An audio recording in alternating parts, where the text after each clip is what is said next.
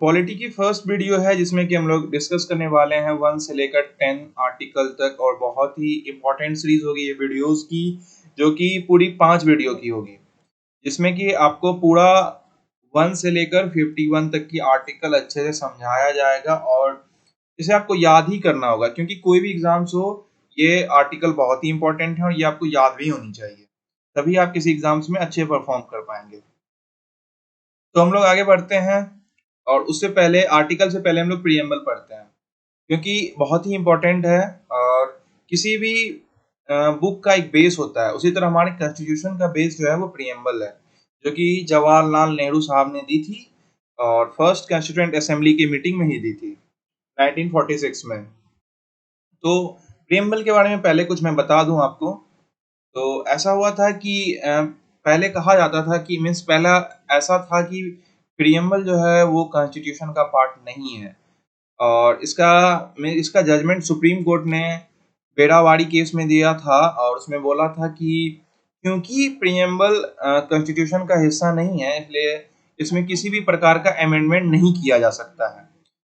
सो lately क्या हुआ कि केशवानंद भारती केस आया, उसमें क्या हुआ कि सुप्रीम कोर्ट ने माना कि नहीं, प्रीएम्बल भी कॉन्स्टिट्यूशन का पार्ट है और इसे भी अमेंड किया जा सकता है, इसमें भी किसी भी प्रकार का अमेंडमेंट किया जा सकता है। तो आपको पता होगा कि 42nd अमेंडमेंट, जो कि एकमात्र अमेंडमेंट हुई है हमारे प्रीएम्बल में 1976 में इंदिरा गांधी की सरकार द्वारा, और उसके द्वारा 5 नए वर्ड इसमें ऐड किए गए। वो उस 5 वर्ड के बारे में भी बताएंगे और आपको पूरे प्रीएम्बल के बारे में भी बताएंगे। तो एक बार हम पहले प्रीएम्बल पढ़ते हैं, फिर आपको इसे हिंदी में बताते हैं। We, the people of India, having solemnly resolved to constitute India into a sovereign, socialist, secular, democratic republic, and to secure to all its citizens justice, social, economic, and political liberty of thought, expression, belief, faith, and worship, equality of status and of opportunity, and to promote among them all fraternity, assuring the dignity of the individual and the unity and integrity of the nation. In our Constituent Assembly, this 26th day of November 1949, do hereby adopt, enact, and give to ourselves this Constitution. मतलब क्या हुआ कि हम भारतीयों ने खुद अपने आप को यह कॉन्स्टिट्यूशन दिया है और पूरे भारत को एक तरह से इस रूल ऑफ बुक में बाइंड किया हुआ है कि देश कैसे चलेगा। ठीक है, तो पहले हम लोग इसमें आपको बता देते हैं जो जो मेन वर्ड हैं जिससे क्वेश्चंस आते हैं रिलेटेड, और इसके वर्ड का जो भी मीनिंग है वो क्लियर होना चाहिए, क्योंकि डायरेक्ट पूछता है सॉवरेन मतलब क्या होता है, सोशलिस्ट मतलब क्या है, सेकुलर मतलब क्या है, डेमोक्रेटिक मतलब क्या है, रिपब्लिक मतलब क्या है। ठीक है, इन पांचों वर्ड का आपको मीनिंग अच्छे से पता होना चाहिए। तो सबसे पहला वर्ड जो कि आप देख रहे हैं सॉवरेन, ठीक है, इसका मतलब क्या है कि इंडिया जो कोई भी डिसीजन लेगा उसमें किसी भी तरह का बाहरी इंटरफेरेंस नहीं होगा। मीन्स हम कौन सा डिसीजन लेंगे किसी भी इशू पे, उसमें किसी और का इन्वॉल्वमेंट नहीं होगा, वो मेरा खुद का डिसीजन होगा। मीन्स इंडिया के गवर्नमेंट का डिसीजन होगा, उसमें किसी भी तरह से किसी दूसरे आदमी का या फिर किसी दूसरे पावर का, किसी दूसरी कंट्रीज का या किसी दूसरे एजेंसीज का कोई हाथ नहीं होगा। वो सिर्फ और सिर्फ पार्लियामेंट ऑफ इंडिया और गवर्नमेंट ऑफ इंडिया लेगी। दूसरा वर्ड है socialist. Socialist means Gandhian socialist, means एक अच्छा समाज, गरीबी मुक्त, हिंसा मुक्त, मीन्स एक अच्छा सोशल, हमारा सोशल जो सोशलिस्ट का मतलब था वो ऐसा था कि एक ऐसा समाज होना चाहिए जो कि अच्छा हो बिल्कुल, मीन्स किसी भी तरह का दिक्कत ना हो। ऐसा नहीं कि अमीरी गरीबी की बहुत ज़्यादा, मीन्स अमीरी गरीबी के बीच बहुत ज़्यादा गैप आ जाए, या फिर किसी भी तरह का कह सकते हैं कि किसी भी तरह की हिंसा हो, जैसे कि आजकल बहुत जगह हो भी रही है कि दंगा हो गया, ऐसा वैसा वैसा नहीं। गांधीयन सोशलिस्ट की बात हो रही है यहाँ। तीसरा वर्ड आता है सेकुलर। सेकुलर मीन्स हुआ ऐसा कि भारत का अपना कोई धर्म नहीं है, ठीक है, लेकिन इसका ये मतलब नहीं है कि हम किसी धर्म के खिलाफ हैं। भारत कहता है कि हमारा कोई धर्म नहीं है, लेकिन हम सभी धर्मों का सम्मान करते हैं। देखिए, हुआ ऐसा था कि सेकुलर वर्ड का जो यूज है वो और भी कई स्टेट्स में हुआ है, और वहां इसकी मीनिंग कुछ अलग है। जैसे कि अमेरिका। अमेरिका में पहले ऐसा था कि आप पब्लिक प्लेस पे आप किसी भी धर्म के हो, लेकिन आप प्रैक्टिस नहीं कर सकते हैं अपने धर्म का। और इवन यूएसएसआर में वहां तो आप प्राइवेटिवली भी नहीं कर सकते हैं, क्योंकि आपको कुछ आप उसमें उसके बारे में पढ़ सकते हैं। लेकिन इंडिया में ऐसा नहीं है। इंडिया में आप किसी भी धर्म को फॉलो कर सकते हैं और कहीं भी प्रैक्टिस कर सकते हैं, बस उससे किसी दूसरे आदमी को दिक्कत नहीं होनी चाहिए। उसके बाद आता है वर्ड डेमोक्रेटिक। डेमोक्रेटिक मीन्स ऐसा हो गया कि rule by the people of India, means कि हम खुद पे रूल कर रहे हैं डायरेक्टली और इनडायरेक्टली, बट हम लोग यहाँ पे इनडायरेक्टली रूल करते हैं। जैसे कि हम अपने जनप्रतिनिधि को इलेक्ट करते हैं, फिर वो पार्लियामेंट में जाते हैं, फिर वो कॉन्स्टिट्यूशन के हिसाब से इंडिया पे रूल करते हैं। और जो भी अगर उन्हें लगता है कि किसी भी तरह की अमेंडमेंट की जरूरत है तो वो उसे करते हैं, वो भी कॉन्स्टिट्यूशन के हिसाब से। ऐसा नहीं है कि वो खुद अपने मन से कर दिए, जो मन सो कर दिए। तो कॉन्स्टिट्यूशन जो है वो गवर्नमेंट को भी बाइंड करती है कि आप क्या डिसीजन ले सकते हो, क्या नहीं ले सकते हो। और जो यहाँ के जनता है उसे कुछ फंडामेंटल राइट्स भी देती हैं और ड्यूटीज। हालांकि फंडामेंटल ड्यूटीज इन्फोर्सेबल नहीं है, लेकिन फंडामेंटल राइट डायरेक्ट इन्फोर्सेबल है, कि आप उसको इन्फोर्स करवा सकते हैं। अगर ऐसा लगता है कि हमारा कोई फंडामेंटल राइट्स छीन रहा है या हनन कर रहा है, तो आप डायरेक्ट सुप्रीम कोर्ट और हाई कोर्ट में जाकर उसके खिलाफ याचिका दायर कर सकते हैं। उसके बाद आता है word Republic. Republic in the sense कि हमारे देश का जो भी हेड होगा वो इलेक्टेड होगा। ऐसा नहीं है कि वो मोनार्क होगा, जैसे कि ब्रिटेन में होता है कि क्वीन एलिजाबेथ ही वहाँ की क्वीन रहेंगी, फिर उनके आगे जो प्रिंस होते हैं उनके बच्चे होते हैं, इस तरह से चलता जाता है। मीन्स उनके बच्चे उनके बच्चे उनके बच्चे। लेकिन इंडिया में ऐसा नहीं है। जैसा कि आप एग्जाम्पल देख सकते हो, जैसे रामनाथ कोविंद हमारे अभी प्रेसिडेंट हैं, इससे पहले प्रणब मुखर्जी थे, उससे पहले कोई और था। और फिर ऐसा भी होगा कि रामनाथ कोविंद जी अगर अगली बार इलेक्ट नहीं होते हैं तो उनकी जगह कोई दूसरा और होगा। तो रिपब्लिक मतलब क्या हो गया कि हमारा जो भी हेड होगा, जैसे कि रियल हेड कौन होता है? रियल हेड तो हमारा प्रेसिडेंट, सॉरी प्राइम मिनिस्टर है, और नॉमिनल हेड कौन सा है? वो प्रेसिडेंट है। तो दोनों हेड जो है हमारे स्टेट के वो चेंज होते रहते हैं। ऐसा नहीं है कि मोनार्क है उनका बेटा बनेगा, ऐसा कुछ नहीं है। तो उसे हम लोग खुद इलेक्ट करते हैं। आगे जो भी सेंटेंस है वो ये है कि हम अपने पूरे जो पब्लिक है, जो जनता है, उसे justice, social, economic and political liberty of thought, expression, belief, ये सब एक तरह से क्या है कि हम इक्वल अपॉर्चुनिटी देते हैं सबको, स्टेटस देते हैं, और मीन्स इक्वली ट्रीट करते हैं सब लोगों को। ठीक है, तो मेन आपका वो 5 वर्ड है, इसका मीनिंग पूछा जाता है और वो मैं आपको पांचों बता दिया हूँ।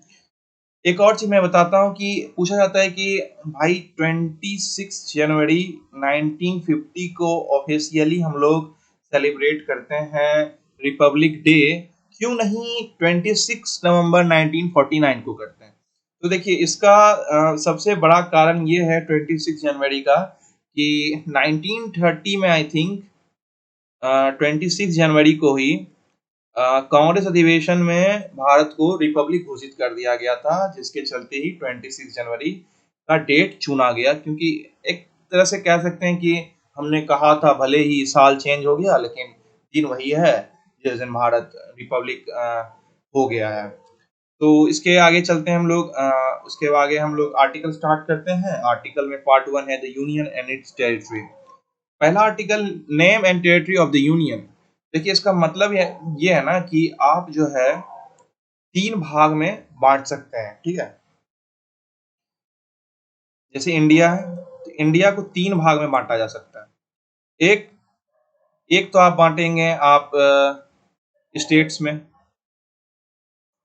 दूसरा यूनियन टेरिटरी में, तीसरा यूनियन टेरिटरी भी हो सकता है और स्टेट्स भी हो सकता है, जो कि भारत कभी हो सकता है आगे भविष्य में एक्वायर करे। ठीक है, आपका आर्टिकल 2 कहता है एडमिशन और एस्टेब्लिशमेंट ऑफ न्यू स्टेट।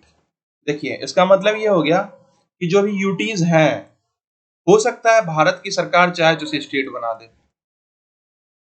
या फिर हो सकता है कि किसी और एरिया को अगर एक्वायर करता है भारत तो उसको भी भारत का स्टेट बना दिया जाए।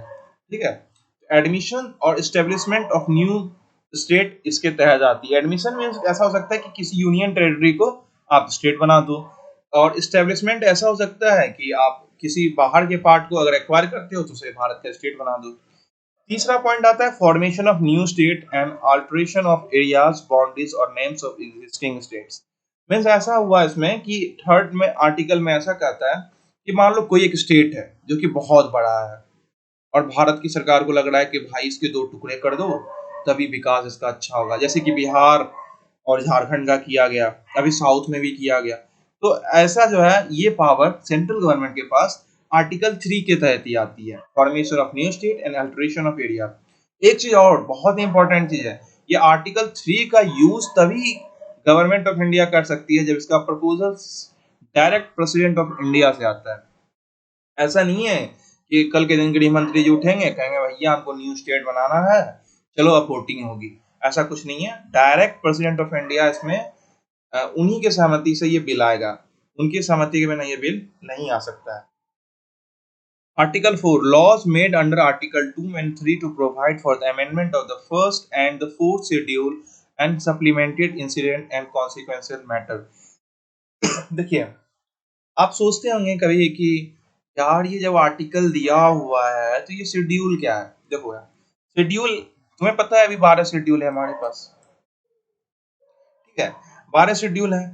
तो 12 शेड्यूल है, 12 शेड्यूल में क्या क्या दिया हुआ है तुम पढ़ते हो कि शेड्यूल 1 में है कि शेड्यूल 1 में टेरिटरी के बारे में दिया हुआ है, फिर शेड्यूल 2 में कुछ और दिया हुआ है, शेड्यूल 3 में कुछ और दिया हुआ है, 8 शेड्यूल में लैंग्वेज का दिया हुआ है, वो एडिशनल इंफॉर्मेशन है, ठीक है। तो आखिर भैया तुम कुछ नया स्टेट बनाओगे तो किस शेड्यूल के अंतर्गत आता है, ये सब कैसे डिफाइन होगा? ये सब तो शेड्यूल में जो बातें दी हुई हैं उसी के अलॉन्ग होगा। और आपको बता दें कि जब हम शेड्यूल पढ़ाएंगे तो इसका एक बहुत ही शॉर्टकट ट्रिक निकाले हैं और आपको याद करने में बिल्कुल दिक्कत नहीं होगी क्योंकि बहुत ही इजी है। वैसे मैं बता देता हूं, यह है टीयर्स ऑफ ओल्ड पीएम। आप वर्ड्स गिन सकते हैं, इसमें 5, 2, 7, 3, 10, 2, 12, पूरा 12 शेड्यूल इसी में खत्म है, ठीक है। मैं इसको कुछ कुछ बता देता हूं ताकि आप याद रख सकें। पी से पी से याद करो, आप क्या था, पी से आप क्या पढ़े थे? एम से म्यूनिसिपैलिटी तो पढ़े थे, पी से पंचायत पढ़े होंगे, ओ से ऑफिशियल लैंग्वेज पढ़ा होगा जो 8 शेड्यूल में आता है, ठीक है। टी से टेरिटरी पढ़ा होगा, ई से एर्नामेंट्स पढ़ा होगा, एर्नामेंट्स अलाउंसेस पढ़ा होगा। मतलब इस तरह का जो उसमें कीवर्ड है उसको यूज करके ये टीयर्स ऑफ ओल्ड पीएम बनाया गया है, ठीक है।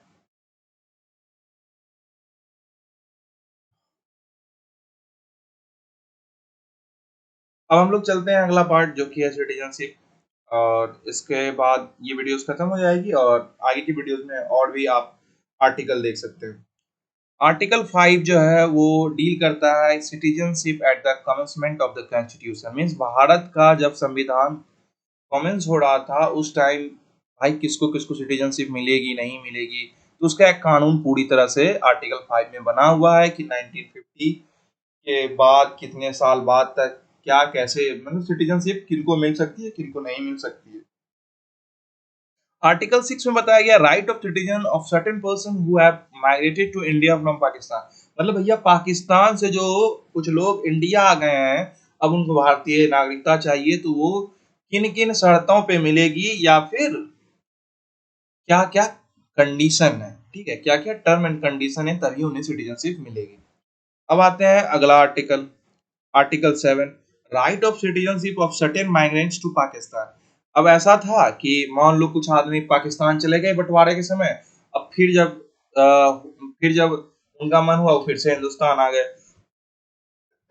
अब भाई वो थे तो हिंदुस्तानी ही, अब बंटवारे के समय चले गए पाकिस्तान, अब फिर वो आ गए इंडिया, तो भाई उनको सिटीजनशिप मिलेगी तो उसका क्या आधार होगा, क्या टर्म एंड कंडीशन होगा, वो आर्टिकल 7 में आप पढ़ेंगे। आर्टिकल 8 में लिखा है right of citizenship of certain person of Indian origin residing outside the India. देखिए जैसा कि आपको पता है कि मान लीजिए भारत के बहुत ज्यादा लोग बाहर रहते हैं, तो ऐसा नहीं है कि वो हमारे सिटीजन नहीं है, ठीक है। तो उनके लिए क्या कानून है, क्या टर्म्स एंड कंडीशन है, वो आपको आर्टिकल 8 में मिलेगा। फिर है आर्टिकल 9। आर्टिकल 9 में है person voluntary acquiring citizenship of foreign state not to be citizen. Means Bharat जो है सिंगल सिटीजनशिप को ही मान्यता देता है। मीन्स अगर आप किसी दूसरे देश का सिटीजन बन गए हो तो ऑटोमेटिकली भारत का सिटीजनशिप आपका गया, समझ रहे हो। और अगर आपको भारत का सिटीजनशिप लेना है, जो कि गवर्नमेंट ऑफ इंडिया पे डिपेंड करता है कि वो देगी कि नहीं देगी, लेकिन उससे पहले आपको ये बताना होगा कि आपके पास जिस टाइम आपको सिटीजनशिप दिया जा रहा है आपके पास किसी दूसरे देश का सिटीजनशिप नहीं है, उसका भी एक पूरा टर्म्स एंड कंडीशन जो है वो आपको मिलेगा 9th आर्टिकल में। उसके बाद आता है आर्टिकल 10, वो है continuance of the right of citizenship. मतलब ऐसा नहीं है, आर्टिकल 10 बताता है भैया कि ऐसा नहीं है कि एक बार अगर आप भारत के नागरिक बन गए तो आपकी सिटीजनशिप ही नहीं जा सकती है। कुछ ऐसे उसमें टर्म्स एंड कंडीशन लिखे हुए हैं आर्टिकल 10 में जिसके तहत आपका सिटीजनशिप जा सकता है, और ये डिपेंड करता है गवर्नमेंट ऑफ इंडिया पे।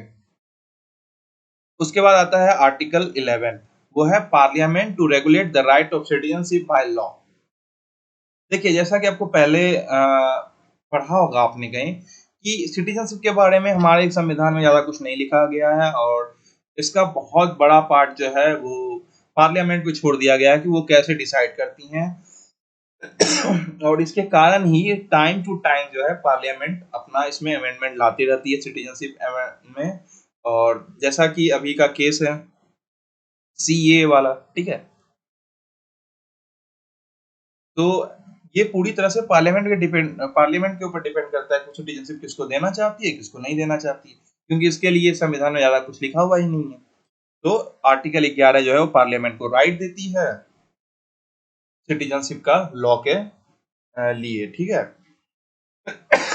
तो ये वीडियो यहीं पे खत्म करते हैं, और आगे की सीरीज आएंगी जिसमें कि आपको मैं पहले ही बोल चुका हूँ कि 51 तक की पूरी आर्टिकल आपको अच्छे से बता दी जाएगी। हिंदी में यार समझा देंगे एकदम अच्छे से, समझ रहे हो। ऐसा नहीं है कि किसी एग्जाम में बैठोगे तो तुम्हें समझ ही नहीं आएगा इस आर्टिकल का मीनिंग क्या है, ठीक है। और ठीक है, तो फिर बाय बाय, मिलते हैं फिर अगली वीडियोस में।